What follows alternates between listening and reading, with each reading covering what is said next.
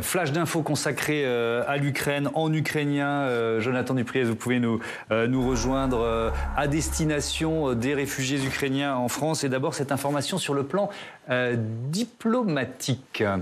Alors le ministre français chargé de l'Europe, il s'est dit aujourd'hui convaincu que l'Ukraine fera un jour partie de l'Union européenne. C'est en tout cas ce qui ressort des échanges entre Clément Beaune et Olga Stefanishyna, vice-première ministre. C'était ce matin au Quai d'Orsay et d'ailleurs vous le voyez sur ces images. Clément Beaune a aussi ajouté qu'une adhésion de l'Ukraine à l'UE était possible, souhaitable, mais qu'elle prendrait du temps. Міністр Франції, відповідальний за зв'язки з Європою, Клеман Бон, заявив про свою переконаність у тому, що Україна стане членом Європейського Союзу. Ці слова прозвучали на завершення зустрічі з Ольгою Стефанишин, віце-прем'єр-міністром України у Міністерстві закордонних справ Франції Quai d'Orsay. Клеман Бон додав, що членство України у ЄС є не тільки можливим, а й бажаним, але займе ще певний час.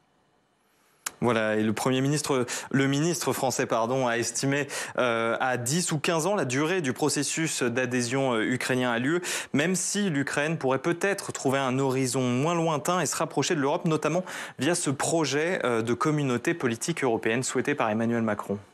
Французький міністр оцінює процес вступу у 10-15 років, навіть якщо Україна змогла би скористатися менш віддаленою перспективою, щоб наблизитися до Європи, у разі, якщо проєкт політичної європейської спільноти, запропонований президентом Еммануелем Макроном, буде втілений у життя.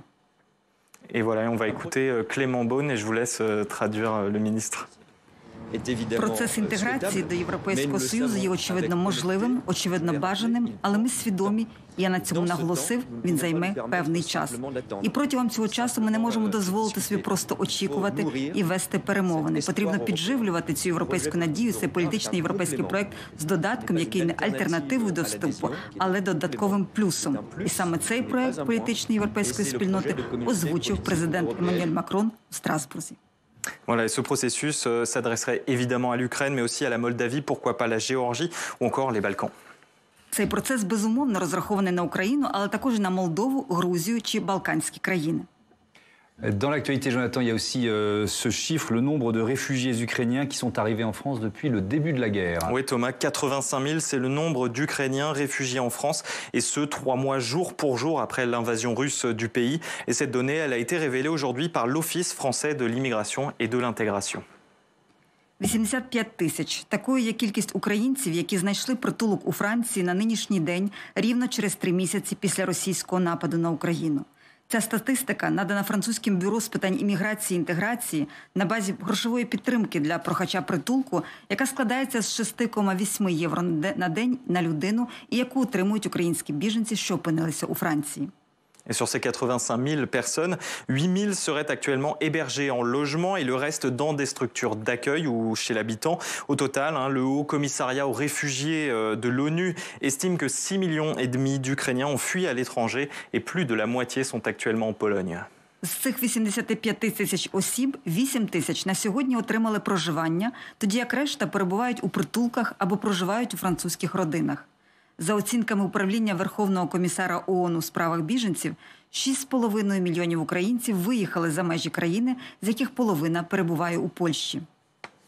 Enfin, cette toute dernière information pratique, Jonathan, ça concerne l'ouverture d'un compte bancaire en France. Oui, tout à fait, Thomas, et c'est la Banque de France qui vient de publier plusieurs livrets informatifs en ukrainien que vous voyez ici à destination des réfugiés qui souhaiteraient tout simplement ouvrir un compte bancaire. Банк де Франс щойно надрукував кілька пам'яток українською мовою для біженців, які би хотіли відкрити банківський рахунок. Voilà, et avoir un compte français, c'est une étape clé à la fois pour les réfugiés qui sont ici au titre de la protection temporaire accordée par la France et qui voudraient pourquoi pas accéder au marché du travail, avoir un logement un peu plus pérenne ou obtenir certaines prestations sociales, on en parlait, comme l'allocation pour les demandeurs d'asile, et cela peut sans doute simplifier un petit peu leur parcours du combattant ici. Мати французький рахунок – це ключовий етап для доступу до ринку праці, отримання постійного житла чи соціальних прав, зокрема грошової допомоги для прохачів притулку. Це, безумовно, спростить адміністративні процедури, які нерідко становлять серйозну перешкоду.